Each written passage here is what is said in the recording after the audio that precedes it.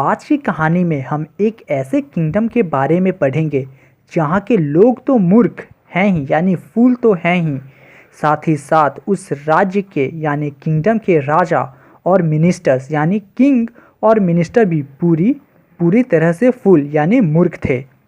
इस राज्य के राजा को बाकी दूसरे राज्य के राजा के जैसे अपना राज्य यानी किंगडम को नहीं चलाना चाहते थे। वो कुछ अलग करना चाहते थे और इसीलिए वो लोग ये डिसाइड किए कि रात को दिन माना जाएगा और दिन को रात, और सभी लोगों को ये रूल फॉलो करने के लिए बोल दिया गया। और ये भी कहा गया अब सभी लोग पूरी रात जगेगा, खेतों में भी रात में ही काम करेगा और सोने के लिए तब जाएगा जब सूरज निकलने वाला हो। और जो भी लोग इस रूल को फॉलो नहीं करेंगे तो उस व्यक्ति को पनिशमेंट के तौर पर डेथ यानी मृत्यु दे दी जाएगी। मरने के डर से सभी लोग वो रूल फॉलो करने लगे। राजा और मंत्री ये सब देख काफ़ी खुश हुआ कि उनका ये प्लान, ये रूल सब अच्छे से फॉलो कर रहे हैं। एक दिन एक गुरु और उसके शिष्य यानी डिसाइपल्स उस गांव में आए। मौसम काफ़ी सुहाना था, सिटी भी काफ़ी सुंदर था, लेकिन कोई भी व्यक्ति दिखाई नहीं दे रहा था क्योंकि सारे लोग सो रहे होते हैं। एक चूहा तक नहीं दिख रहा था। वहाँ के जानवर को भी ऐसा इतनी अच्छी तरीके से ट्रेंड कर दिया गया था कि वो सब भी सो रहे होते हैं। ये सब देख वो दो अजनबी पूरा चौंक गए कि आखिर ये सब हो क्या रहा है। काफ़ी चकित होकर गांव में घूमते रहे शाम होने तक, और तभी पूरा सिटी जागता है और अपने अपने काम में लग जाता है। वो दो गुरु और डिसाइपल काफ़ी भूखे थे और जैसे ही दुकानें खुली वो लोग खाने के सामान खरीदने लगे। वो लोग ये देख के भी हैरान रह गए कि सारी चीज़ों की प्राइस सेम है, एक डुडू में कुछ भी ले सकते हैं। उन लोगों ने राइस और बनाना 1 दर्जन लिए विथ अ सिंगल डुडू। जब वो खाना बना के खाए तो गुरु को ये एहसास रियलाइज्ड हुआ कि ये राज्य एक मूर्खों का राज्य है, यानी it is a kingdom of fools. गुरु ने बोला कि हमें यहाँ ज़्यादा देर नहीं रुकना चाहिए, यहाँ कभी भी कुछ भी हो सकता है, हमें यहाँ से चले जाना चाहिए। लेकिन जो शिष्य था वो वहाँ से जाना नहीं चाहता था क्योंकि उसे यहाँ काफ़ी कुछ खाने को मिल रहा था, वो भी इतने कम प्राइस में। गुरु के काफ़ी कहने पर भी वो नहीं माना और लास्टली गुरु वहाँ से अपने शिष्य को छोड़ के चले जाते हैं। डिसाइपल वहीं रुक के काफ़ी बनाना, घी, राइस, वीट खा के एक बुल यानी बैल की तरह पूरा मोटा हट्टा कट्टा हो गया, जैसे कोई सड़क के किनारे कोई बैल होता है। एक सुबह एक चोर एक अमीर मर्चेंट के घर दीवार में बड़ा सा होल करके घुस गया। लेकिन जब वो सामान लेके अपना चोरी का सामान लेके उसी होल से निकल रहा होता है तो वो दीवार कमज़ोर होने के कारण उसके सर के ऊपर ही गिर जाता है और उसकी डेथ हो जाती है। तभी उसका भाई राजा के पास जाता है और कहता है, योर हाइनेस, माय लॉर्ड, मेरा भाई अपने पुराने काम को कर रहा था जो पुरखों से करते चले आ रहे थे। मेरा भाई भी वही काम कर रहा था और तभी दीवार उसके सर पे गिर गया और मौके पर ही उसकी डेथ हो गई। और इसके लिए ये मर्चेंट जिम्मेदार है क्योंकि इस मर्चेंट को एक अच्छी और मजबूत दीवार बनानी चाहिए थी। अब आपको इस मर्चेंट को सज़ा देना होगा उसके इस अपराध गलती के लिए, और उस परिवार को न्याय दिलाना होगा उसे कंपनसेशन यानी कुछ भुगतान करके। तभी राजा कहता है न्याय जरूर मिलेगा और राजा उस मर्चेंट को बुलाता है। मर्चेंट वहाँ पे आता है और राजा पूछते हैं कि तुम्हारा नाम क्या है, क्या तुम वहीं थे जब इसका भाई मरा। वो मर्चेंट अपना नाम बताता है और कहता है कि यस माय लॉर्ड, मैं उस टाइम वहीं पे था जब वो दीवार को तोड़ के अंदर आया और दीवार कमज़ोर होने के कारण उस पर गिर गया और वो मर गया। तभी राजा बोलता है कि तुम इस आदमी के भाई के कातिल हो और तुम्हें इसकी सज़ा मिलेगी। तभी वो मर्चेंट कहता है कि राजा से कहता है कि माय लॉर्ड, मैंने ये दीवार नहीं बनाई है। अगर पनिश ही करना है तो उसे पनिश करिए जिसने ये दीवार बनाई थी। राजा पूछते हैं कौन था वो? मर्चेंट कहता है वो आदमी अब बूढ़ा हो चुका है जो पास में ही रहता है। राजा अपने मैसेंजर को बोलता है उस ओल्ड मैन को लाने के लिए, यानी ब्रिक लेयर को लाने के लिए जिसने ये दीवार बनाई थी। जब वो ओल्ड मैन आता है, राजा बोलते हैं कि तुमने ही इस दीवार को बनाया था। वो ओल्ड मैन बोलता है यस माय लॉर्ड। राजा कहते हैं कि तुमने किस प्रकार का दीवार बनाया था जो गिर गया और एक आदमी मर गया? तुमने ही उस आदमी को मारा है। तुम्हें इसकी सज़ा मिलेगी। तभी वो ओल्ड मैन राजा से कहता है मेरी एक बात सुन लीजिए इससे पहले कि आप मुझे सज़ा सुनाएं। हाँ, ये सही है कि मैंने ये दीवार अच्छे से नहीं बनाया था क्योंकि मेरा माइंड डाइवर्ट हो गया था, दीवार बनाने में नहीं था। मुझे अच्छे से याद है कि एक डांसिंग गर्ल उस दिन लगातार उस गली में आ और जा रही होती है और मेरी नज़र वहाँ से नहीं हट रही थी। आपको उसे पनिश करना चाहिए जिसने मेरा माइंड डाइवर्ट किया और मुझे पता है वो कहाँ रहती है।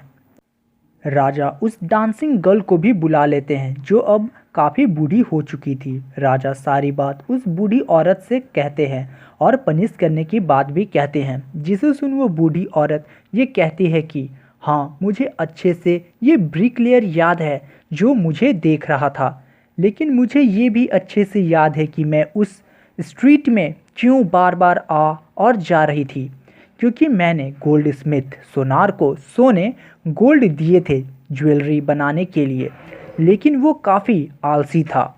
मुझे काफ़ी बहाने बोल रहा था और कुछ देर बाद देने के लिए बोल रहा था, जिसकी वजह से मैं बार बार उस गली में आ और जा रही थी। पनिश करना है तो उस गोल्ड स्मिथ को कीजिए, इसमें मेरी कोई गलती नहीं, सारी गलती उस गोल्ड स्मिथ की है। सारी बात सुन राजा सोचा कि हाँ, ये लेडी भी सही बोल रही है और फाइनली में रियल मुजरिम गुनहगार मिल ही गया।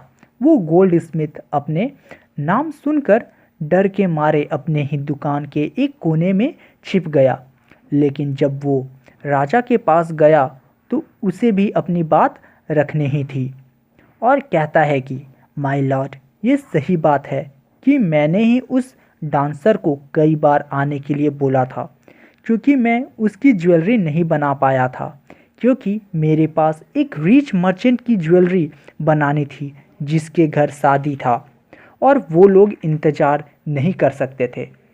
राजा कहता है कौन था वो रिच मर्चेंट जिसकी वजह से तुम इस पुअर वोमेन की ज्वेलरी नहीं बना पाए और इसे आने और जाने के लिए मजबूर कर दिया, जिसकी वजह से वो ब्रिक लेयर अपने काम से डिस्ट्रैक्ट हो गया और वो दीवार एक इनोसेंट मैन पे गिर गया और उसकी डेथ हो गई। नाम बताओ उस रिच मर्चेंट का। गोल्ड स्मिथ उसका नाम बताता है और वो और कोई नहीं उस घर का ओरिजिनल ओनर होता है जिसका दीवार गिर जाता है। अब घूम फिर के वो बात वापस उस पे ही आ जाती है। वो रोते हुए किंग से कहता है कि वो ज्वेलरी बनाने का ऑर्डर मेरे फादर ने दिया था, लेकिन अब वो मर चुके हैं। मैं निर्दोष हूँ, इनोसेंट हूँ। राजा अपने मंत्री मिनिस्टर से बात करता है कि ये तो सही बात है कि उसके फादर मर्डरर थे, लेकिन वो तो मर चुके हैं, लेकिन किसी को तो सज़ा मिलनी चाहिए उनकी जगह पर। तो राजा कहते हैं कि तुम्हारे फादर के गुनाहों की सज़ा अब तुम्हें ही मिलेगा, तुम ही जड़ हो इन सब क्राइम का, तुम्हें मरना होगा। राजा एक नया स्टेक बनाने के लिए कहते हैं उसे सज़ा देने के लिए। जब स्टेक बन जाता है तो ये मालूम होता है कि जिस आदमी को सज़ा देना है वो काफ़ी पतला है और उसे अच्छे से इस स्टेक में बलि नहीं दे सकेंगे। इस स्टेक के लिए एक फैट व्यक्ति का होना ज़रूरी है। राजा अब सोचता है कि क्या करे। काफ़ी सोचने के बाद राजा के दिमाग में एकदम से ये बात आती है कि उन्हें तो बस एक मोटा व्यक्ति चाहिए जो इस स्टेक में फिट हो जाए, और तभी अपने नौकरों को एक मोटे आदमी को ढूंढने के लिए कहा जाता है।